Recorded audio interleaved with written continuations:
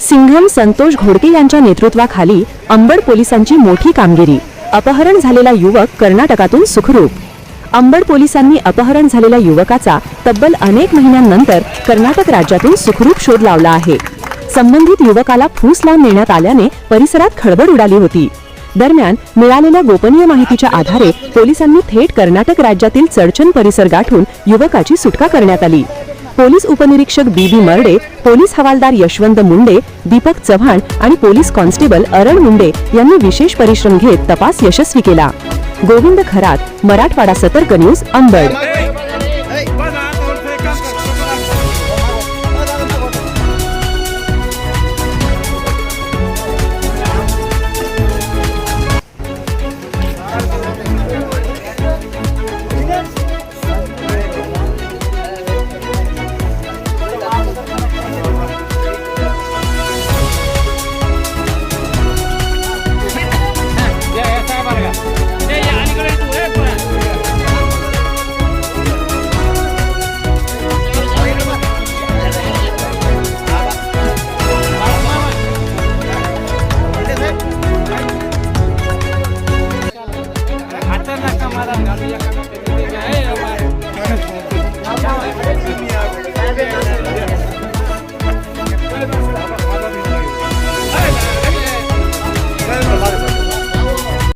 Police Thane Ambad येथे गुन्हा register number 670/25 कलम 137(2) BNS प्रमाणे गुन्हा दाखल होता।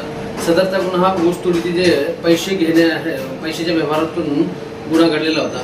यामध्ये पोलीस ठाणे अंबड हद्दीतील एक पारस जाधव नावाचा व्यक्ती हा पळून नेलेला होता। सदरचा गुन्हा हा जवळ नोव्हेंबरमध्ये दाखल झालेला होता। नोव्हेंबरपासून आजपर्यंत आपण सदर गुन्ह्याचा तपास करत होतो।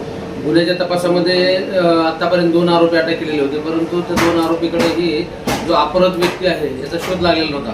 परंतु पूर्वीचे तपास अधिकारी PSI बागलाल मॅडम, त्यानंतर PSI नरोडे DB टीमचे पथक प्रमुख आणि आम्ही स्वतः त्या ह्याच्यामध्ये लक्ष घातलं। त्याचबरोबर जिल्ह्याचे पोलीस अधीक्षक श्री तेगबीर सिंग संधू साहेब, तसेच उपविभागीय अधिकारी धुमाळ साहेब या सर्वांनी पर्सनली यामध्ये लक्ष देऊन आम्हाला मार्गदर्शन केलं। त्यांच्या मार्गदर्शनाने सूचनेप्रमाणे हा तपास पुढे गेला आणि जवळपास आज 6 महिन्यानंतर 6 ते 7 महिन्यानंतर तो अपहृत व्यक्ती हा आम्हाला मिळालेला आहे। तो व्यक्ती हा चडचण राज्य कर्नाटक या ठिकाणी मिळून आलेला आहे। त्यामध्ये सदर गुन्ह्यात 2 आरोपी आतापर्यंत अटक आहेत आणि आज सदर गुन्ह्याचा तपास हा पुढे आणखी चालू आहे।